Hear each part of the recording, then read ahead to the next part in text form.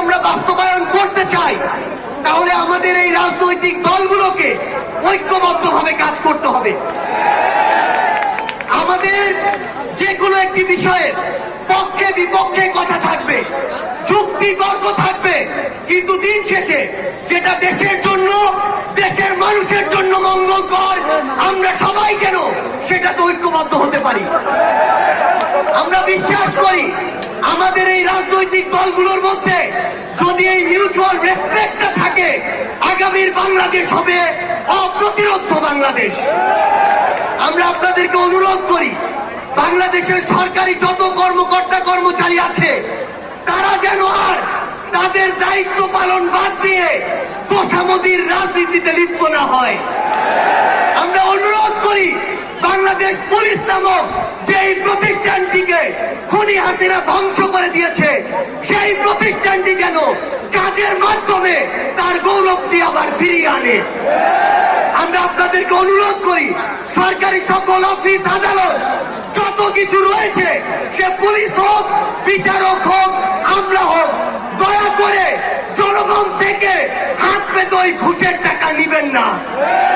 দয়া করে জনগণের জন্য, জনগণের সাথে সামান্য স্বার্থের জন্য এই অন্যায়গুলো করবেন না। আমরা আপনাদের সামনে অনুরোধ করতে চাই, এই রাষ্ট্রীয় প্রতিষ্ঠানগুলোকে খুনি হাসিনা নিজ হাতে ধ্বংস করে দিয়ে গিয়েছে। সকল রাজনৈতিক দলকে ঐক্যবদ্ধভাবে এই প্রতিষ্ঠানগুলোর সংস্কার করতে হবে। এই প্রতিষ্ঠানগুলোতে যেন সেই মানুষটি বসে যেই মানুষটি দেশ এবং মানুষের জন্য ভালো, সেই মানুষটি নয় যেই মানুষটি আমার মাইম্যান। আমাদের একটি জিনিস লক্ষ্য রাখতে হবে, আমার সামনে আমার আহত যোদ্ধারা, আমার সামনে 16 বছর ধরে বিভিন্ন রাজনৈতিক দলের কিংবা নির্দলীয় যারা ফাইট করেছেন তারা বসে আছেন। আমার সামনে আমার শহীদ পরিবার রয়েছে।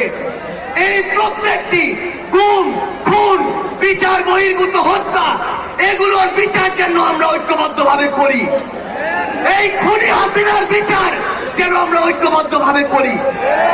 একটা জিনিস মনে রাখতে হবে, নিজেদের সামান্য স্বার্থের জন্য যেন কোনো অপরাধী ছাড় না পেয়ে যায়। কোন অপরাধীর জন্য সুপারিশ দিয়ে আমরা যেন থানায় না যাই। কোন অপরাধীর জন্য সুপারিশ দিয়ে আমরা যেন কোনো বিচারকের কাছে না যাই।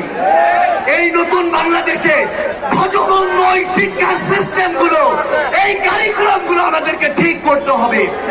এই বাংলাদেশকে বাংলাদেশ পন্থী হিসেবে গড়ে তুলতে হবে। আমরা